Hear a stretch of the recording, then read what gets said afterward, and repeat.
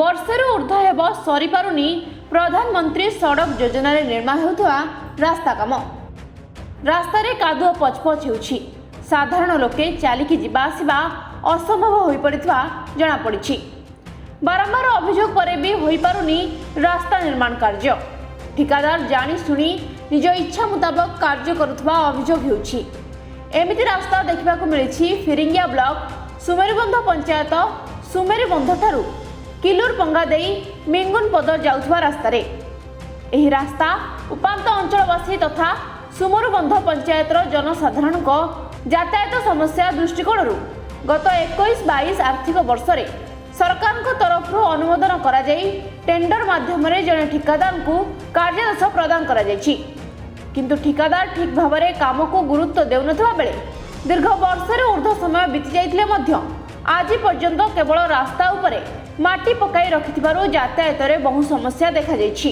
बहुत असुविधा आज्ञा आम तो चाउल आनिबाई भी देखुच रास्ता घाट बहुत असुविधा कादू लादुरे आम जावाई असुविधा चाउल से रिबिदा रखीदे आम घर को चली चली जाऊँ बड़ कष्ट बिग्रीगुड़ा ग्राम आज्ञा तापर जाइए चाउल कादू तो जाइना चाउल रखीदे से रिबिदारे चली चली जावाक पड़ुଛି बाध्य आडजस्ट करके। मु किलरपंगा ग्राम आसची आउ सुमेरुबंध पंचायतर जाऊँगी साणिंगा रेशन कार्ड चाउल आने किंतु रास्ता बहुत खराब किंतु सरकार टिके सांगे सांगे रास्ता घाट टिके तैयार करदे आमको जीवा आसवा सुविधा होता। आम बोई बोई बहुत बाइक रास्ता को किंतु ठेली ठेली आने को पड़ुची बाइक किंतु बोई बोई जीवा लगे भी पड़ुची तरे तरे बाई चान्स पूरा रास्ता घाट पूरा कादू होइछि किंतु एम्बुलेंस आसी पारु नाही बहुत असुविधा हेबाकू पड़ुछि।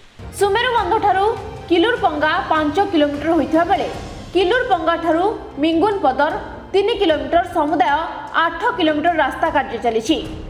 खरा दिन ठारू एही रास्ता को नहीं अंचलवासी ठीक भाव में कार्य करने को ठिकादार को कहवा सह प्रशासनिक स्तर में अभियोग करथिले मध्य आज पर्यंत कौनसी कार्य सफल हो पारि नहीं। वर्तमान वर्षा दिन होइथिबा बेले रास्तार प्राय जगह प्रबल कादुआरे पचपच होउथिबा बेले रास्तार साधारण भाव में बाइकटे जाई पारु नहीं।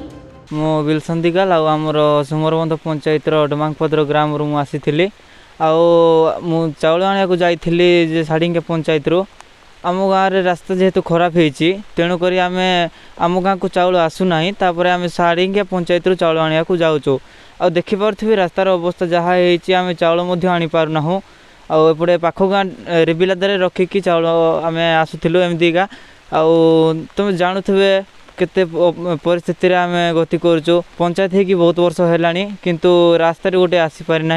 एवं अंचल लोके मेडिकल ठारू छात्र छात्री मानक विद्यालय को जीवा असंभव हो पड़ी।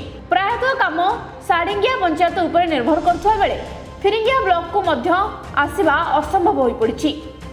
असुविधा दृष्टि तुरंत रास्ता कार्य करी लोकों जीवा आसिबा सुविधा करने सह तुरंत रास्ता निर्माण करने को सुमेरुबंध पंचायत सरपंच सुशीला कहरंक सह अंचलवासी दाबी करिसेंती। कंधमाल जिला अपहंच इलाका जहाँकि फिरिंगिया ब्लॉक सुमेरुबंध पंचायत एठारे दीर्घ वर्षरू रास्ता काम निर्माण होइतिले सुधा आज पर्यंत शेष होइनी जाफल सुमेरुबंध पंचायतर अंचलवासी जनसाधारण बहु असुविधार सम्मुखीन होती।